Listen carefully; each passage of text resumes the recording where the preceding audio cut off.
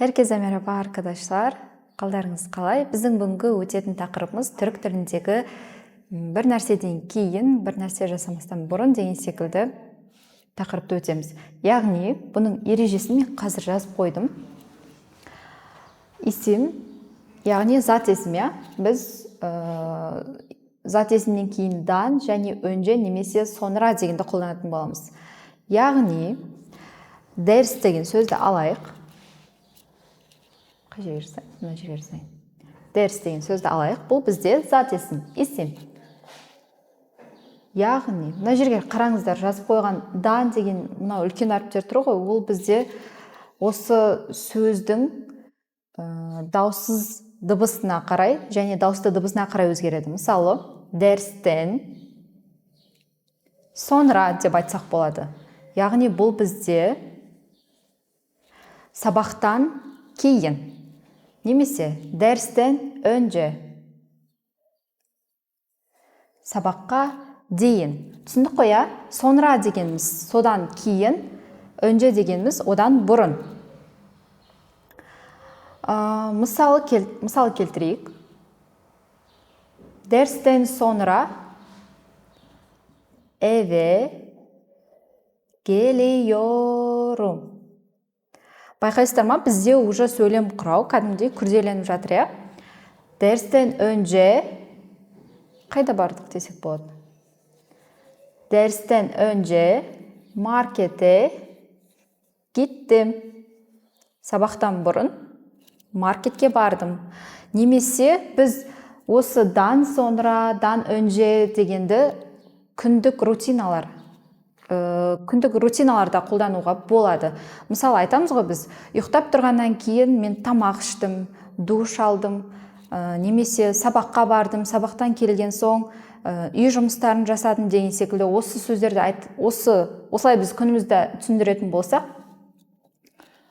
осы жаңағы дан önce, дан sonra, мадан önce, тіктен sonra дегенді қолданатын боламыз. Енді бізде етістікте ол қалай болады? Етістікте мына жерде тұр ғой қолданылатын жалғау. А үлкен әріппен беріліп тұр, ол мадан немесе меден болып өзгеруі мүмкін. Сол сөзге байланысты. Мына жерде дік дегенде д, ы және а әріптері өзгереді. Т, и, е болып немесе діктан деген секілді.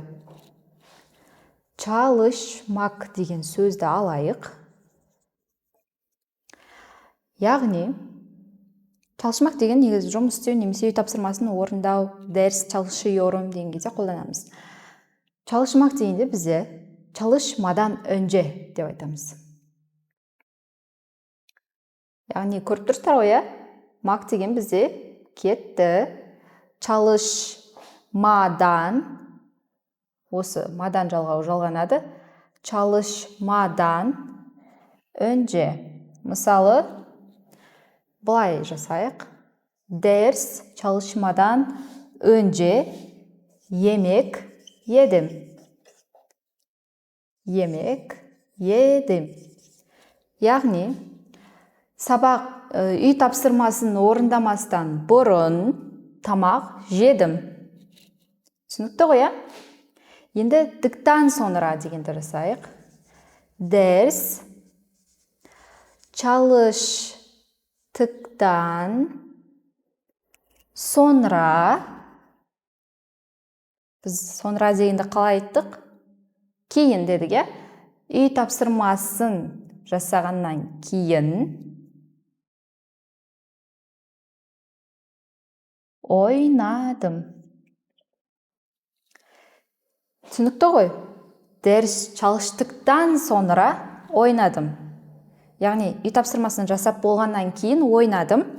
Дәріс çalışmadan önce yemek yedim. Үй тапсырмасын орындамастан бұрын тамақ жедім. Тағы да басқа мысалдар келтірейік. Күнлік рутинлерімізді аламыз. Яғни, күнделікті болатын рутиналарды аламыз. Біз алдында өткен шақ бар ғой, алдыңғы сабақтағы, соны қолдана отырып жасайық. Мысалы,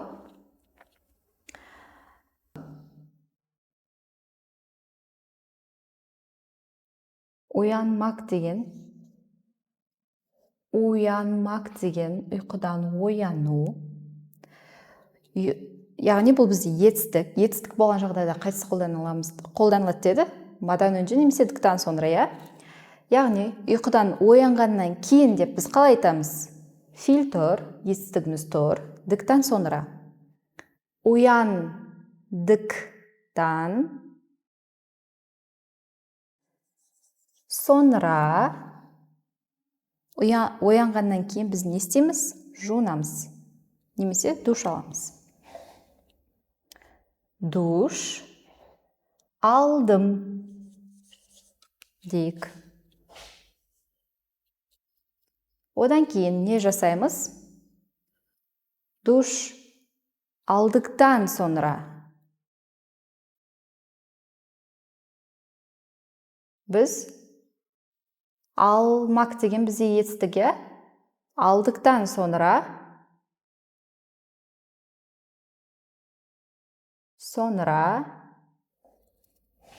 yemek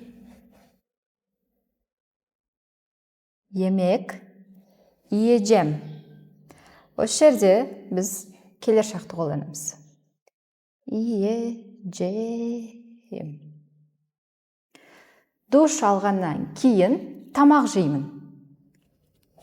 Енді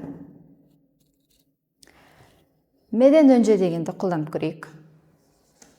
Yemek, тамақ жеместен бұрын қолымды жудым деген. Қалай болады? Yemek, емеден, көрдіңіздер ғой, өзгеріп жатыр. Емеден önce ellerimi немесе қолларымы yıkadım. Yıkamak, жуу дегенді білдіреді. Тамақ жеместен бұрын қолдарымды жудым. Енді есімді қолданайық. Зат есіммен қалай болады? Мысалы, Kahvaltı дегеніміз бізде таңғы ас. Kahvaltıdan кейін, яғни таңғы астан кейін, kahvaltıdan sonra болады. Kahvaltıdan sonra мектепке кеттім дейге. Okula gittim. Çok basit, яғни өте оңай етістіктерді қолданып жатырмын. Біз өткен. Жаңа етістіктерде болуы мүмкін, артық етпес. 5-ші біз тағы не істесек болады? Okula gittim. Окулдан sonra десек те болады. Яғни мектептен кейін, немесе мектептен шыққаннан кейін деп айтуға да болады. Окулдан шықтықтан sonra болады ол кезде. Екі вариантта жазамын.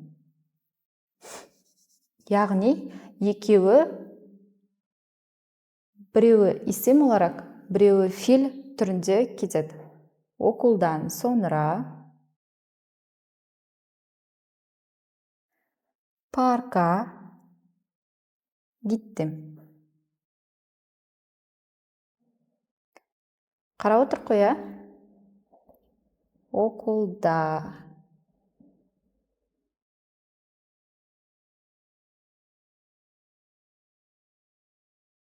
Çıktıktan sonra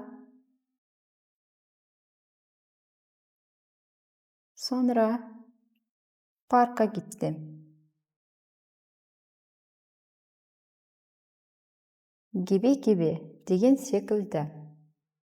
Яғни достар, дан önce, дан sonra деген, мадан önce, діктан sonra деген бізде күнделікті қолданылатын ауызекі тілде сөйлеу кезде көп қолданамыз. Яғни осыны істегеннен кейін былай жасадық, мынаны жасаған соң былай істедік, немесе мынаны жасамастан бұрын осындай жағдайда біз осы дан önce, дан sonra дегенді қолданатын боламыз. Сіздерге түсінікті болды деген ойдамын. Біздің бүгінгі сабағымыз аяқталды. Түрік тілін үйрену және Түркиядағы жоғарғы оқу орындарына түсу өте оңай. Сіздерді күтеміз. Келіңіздер, көріңіздер, саяхаттаңыздар. Амалдар ниетке байланысты. Қош сау болыңыздар.